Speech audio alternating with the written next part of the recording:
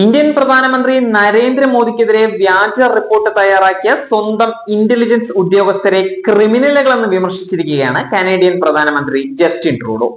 കാനഡയിൽ ഖലിസ്ഥാൻ തീവ്രവാദികൾക്ക് നേരെയുണ്ടായ ആക്രമണങ്ങളിൽ പ്രധാനമന്ത്രി നരേന്ദ്രമോദി അടക്കമുള്ളവർക്ക് ബന്ധമുണ്ടെന്ന് റിപ്പോർട്ട് നൽകിയ ഉദ്യോഗസ്ഥരെയാണ് ഇപ്പോൾ ട്രൂഡോ തള്ളി പറഞ്ഞിരിക്കുന്നത്.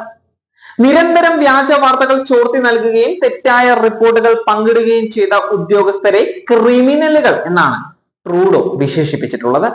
റിപ്പോർട്ട് തയ്യാറാക്കുകയും അത് മാധ്യമങ്ങൾക്ക് ചോർത്തി നൽകുകയും ചെയ്ത ഉദ്യോഗസ്ഥർ കുറ്റവാളികളാണെന്നും ബ്രാംപ്ടണിൽ നടന്ന പത്രസമ്മേളനത്തിൽ ട്രൂഡോ വ്യക്തമായി പറഞ്ഞു.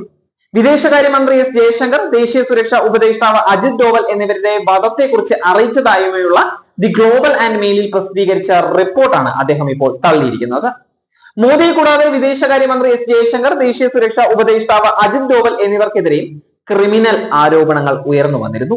കാനഡയ്ക്കുള്ളിലെ ഗുരുതരമായ ക്രിമിനൽ പ്രവർത്തനങ്ങളുമായി ബന്ധപ്പെട്ട് പ്രധാനമന്ത്രി മോദിയെയോ മന്ത്രി ജയശങ്കറിനെയോ അജിത് ഡോവലിനെയോ ബന്ധപ്പെടുത്തുന്നതായി കാനഡ സർക്കാർ പ്രസ്താവിച്ചിട്ടില്ല എന്ന് കാനേഡിയൻ പ്രധാനമന്ത്രിയുടെ ദേശീയ സുരക്ഷാ രഹസ്യാന്വേഷണ ഉപദേഷ്ടാവ് നതാലി ജിഡ്രൂയി പ്രസ്താവനയിൽ വ്യക്തമായി പറഞ്ഞിരിക്കുകയാണ്.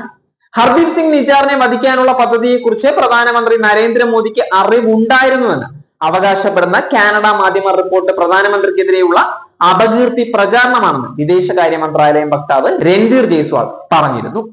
കാനഡയിലെ ഗ്ലോബൽ ആൻഡ് മെയിൽ ദിനപത്രമാണ് മോദിക്കെതിരെ റിപ്പോർട്ട് നൽകിയത്. മാധ്യമ റിപ്പോർട്ട് ഇന്ത്യ ശക്തമായി നിഷേധിച്ചതിന് പിന്നാലെയാണ് കാനേഡിയൻ സർക്കാരിന്റെ ഈ പ്രസ്താവന. ബ്രസീലിൽ നടന്ന G20 ഉച്ചകോടിയിൽ നരേന്ദ്രമോദിയും ജസ്റ്റിൻ ട്രൂഡോയും ചർച്ച നടത്തിയിട്ടുണ്ടായിരുന്നു. ജൂൺ 18-നായിരുന്നു ഖലിസ്ഥാൻ തീവ്രവാദിയായ ഹർദീപ് സിംഗ് നിജാർ കാനഡയിലെ ബ്രിട്ടീഷ് കൊളംബോയിൽ കൊല്ലപ്പെട്ടിരുന്നത്.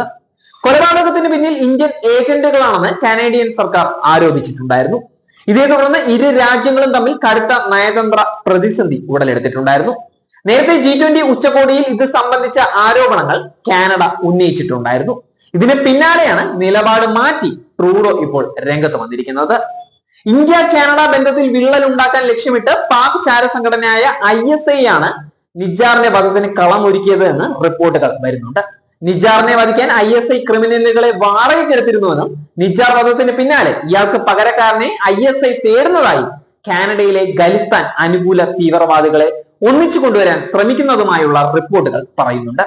ജൂൺ 18-നായിരുന്നു ഖലിസ്ഥാൻവാദിയായ ഹർദീപ് സിംഗ് നിജാറിനെ കാനഡയിലെ ബ്രിട്ടീഷ് കൊളംബോയിൽ കൊല്ലപ്പെട്ടത്.